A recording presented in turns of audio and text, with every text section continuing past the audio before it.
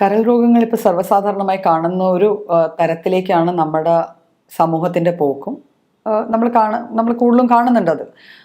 പലയിടങ്ങളിലും പല രീതിയിലാണ് ലിവർ ഡിസീസസ് നമ്മൾ കാണുന്നത്. അപ്പം എന്തുകൊണ്ടാണ് നമ്മുടെ ഇടയിലേക്ക് ഈ ലിവർ ഡിസീസ് ഇത്രയും വരാൻ കാര്യം എന്ന് നോക്കാം. എങ്ങനെ നമുക്കിത് തടയാം, എങ്ങനെ നമുക്ക് ലിവർ ഡിസീസ് വരാതെ നമ്മളെ തന്നെ സംരക്ഷിക്കാം എന്ന് നോക്കാം.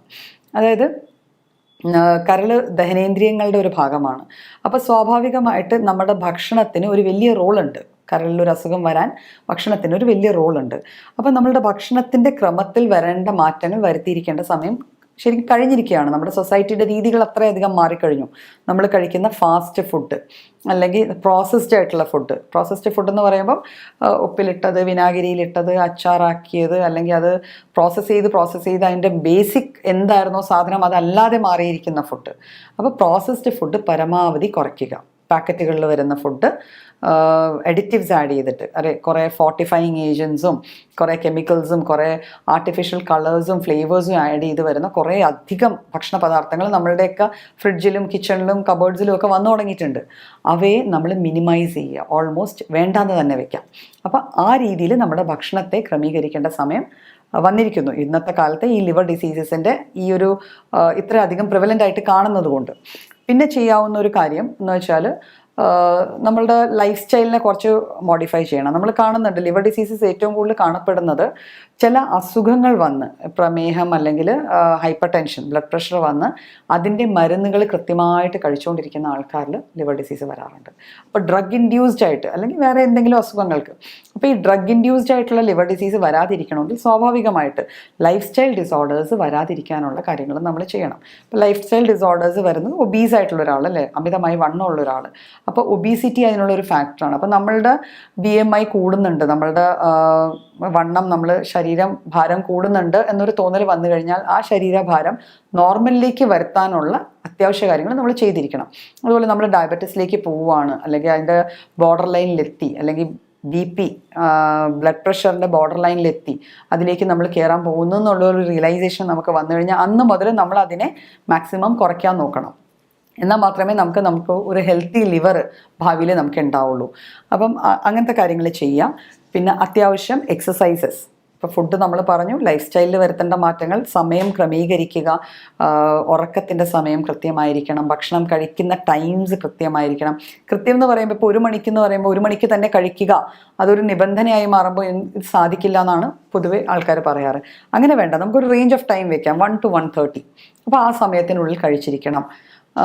ആ രീതിയിൽ നമുക്ക് നമ്മുടെ ടൈമിങ്സ് ക്രമീകരിക്കാം. ഭയങ്കര സ്ട്രിക്റ്റ് അല്ലെങ്കിലും അത്യാവശ്യം നമ്മളുടെ ഹെൽത്തിനെ ബാധിക്കാത്ത വിധത്തിലുള്ള ടൈമിങ്സ് നമുക്ക് കീപ്പ് ചെയ്യാൻ പറ്റും. അതുകൂടാതെ എക്സസൈസ്, ബ്രിസ്ക് ആയിട്ടുള്ള എക്സസൈസ്. നമുക്കിപ്പം നമ്മളുടെയൊക്കെ ജീവിത രീതിയിൽ വന്ന മാറ്റങ്ങൾ വളരെയേറെയാണ്. നമ്മൾ ഒട്ടും നടക്കുന്നില്ല, നമുക്ക് ഒന്നിനും ആയാസപ്പെടേണ്ട ഒരു കാര്യവും നമ്മൾ ഇപ്പോൾ അരയ്ക്കുക, അല്ലെങ്കിൽ എന്താ പറയുക, ഒന്നും തന്നെ, വെള്ളം കോരുക, നമ്മൾ ബസ് സ്റ്റോപ്പ് വരെ പോലും ചിലപ്പം വണ്ടിയിൽ പോയിട്ട് വണ്ടി അവിടെ വെച്ച് ബസ്സിൽ കയറി പോവുകയായിരിക്കും ചെയ്യുക. ഓഫീസിൽ വന്നാലും നമ്മൾ ഫുൾ ടൈം കസേരയിലായിരിക്കും ഇരിക്കുക. ഒരു സാധനത്തിന് നമ്മൾ ഒന്നും ചെയ്യുന്നില്ല. ഇപ്പോൾ വീട്ടമ്മമാരാണെങ്കിലും കല്ലിട്ട് തുണി അലക്കുകയോ അല്ലെങ്കിൽ അരയ്ക്കുകയോ അങ്ങനെ ഒന്നും തന്നെ ഇല്ല. അപ്പോൾ എക്സസൈസ് നമുക്കില്ല. അപ്പോൾ ആ ഒരു സ്റ്റേജിലായതുകൊണ്ട് തന്നെ നമുക്ക് എക്സസൈസിന് അത്രയും ഇമ്പോർട്ടൻസ് ഉണ്ട്. അപ്പം നമ്മൾ അത്യാവശ്യം ഒരു അരമണിക്കൂറെങ്കിലും നമ്മുടെ ബോഡിക്ക് വേണ്ടി നമ്മൾ ഡെഡിക്കേറ്റ് ചെയ്തിട്ട്, വേണ്ട വലിയ സംഭവങ്ങളൊന്നും ചെയ്യേണ്ട, ഒന്ന് ഓപ്പൺ എയറിലോ അല്ലെങ്കിൽ നമ്മുടെ ചുറ്റുമുള്ള ബാൽക്കണിയിലോ കോർട്ട്യാർഡിലോ എവിടെയെങ്കിലും അരമണിക്കൂർ കൈവീശി നല്ല സ്വസ്ഥമായിട്ട് നടക്കുക. പിന്നെ അതിൻ്റെ കൂടെ വേണമെങ്കിൽ പ്രാണായാമോ അങ്ങനെ ചെറിയ ഇരുന്നുകൊണ്ട് ചെയ്യാവുന്ന ഒരു മെഡിറ്റേഷൻ പോലത്തെ കാര്യങ്ങളും കൂടെ നമുക്ക് ചെയ്യാവുന്നതാണ്. ഇതുകൂടാതെ ലിവറിൽ വരുന്ന ഡിസീസസിന് ഒരു വലിയ റീസണാണ് ആൽക്കഹോൾ. എന്നാലും ഇപ്പം നമ്മൾ non alcoholic liver cirrhosis cases കുറേയേറെ കാണുന്നുണ്ട്. അപ്പോൾ ആൽക്കഹോൾ കഴിക്കുന്ന ആൾക്കാർക്ക് തന്നെ ലിവർ ഡിസീസ് വരുമെന്നില്ല. പക്ഷേ ആൽക്കഹോൾ കഴിക്കുന്ന ഒരു വ്യക്തിക്ക് അത് വരാനുള്ളൊരു ചാൻസ് സാധാരണ ഒരു വ്യക്തിയെക്കാളും 60 തൊട്ട് 70% വരെ കൂടുതലാണ്. അപ്പം ആൽക്കഹോൾ കൺസംഷൻ ശരിക്കും പറഞ്ഞാൽ ഹാംഫുൾ ആണ്, നോ എന്ന് തന്നെ പറയാം. പക്ഷെ ലിമിറ്റ് ചെയ്യാമെന്ന് മാത്രമേ നമുക്ക് പറയാൻ പറ്റുള്ളൂ. അപ്പോൾ ആൽക്കഹോൾ അല്ലെങ്കിൽ മദ്യപാനം പരമാവധി കുറയ്ക്കുക. എന്തെങ്കിലും ലിവർ ഡിസീസിൻ്റെ സൈൻസ് അല്ലെങ്കിൽ അതിൻ്റെ എന്തെങ്കിലും ലക്ഷണങ്ങൾ കാണിച്ചു തുടങ്ങിക്കഴിഞ്ഞാൽ ഒരു കാരണവശാലും അതിലേക്ക് തിരിച്ചു പോകാതിരിക്കുക. പിന്നെ സ്മോക്കിംഗ്, പുകവലി ഒരു വലിയ കോൺട്രിബ്യൂട്ടറാണ് ലിവർ ഡിസീസസിലേക്ക്.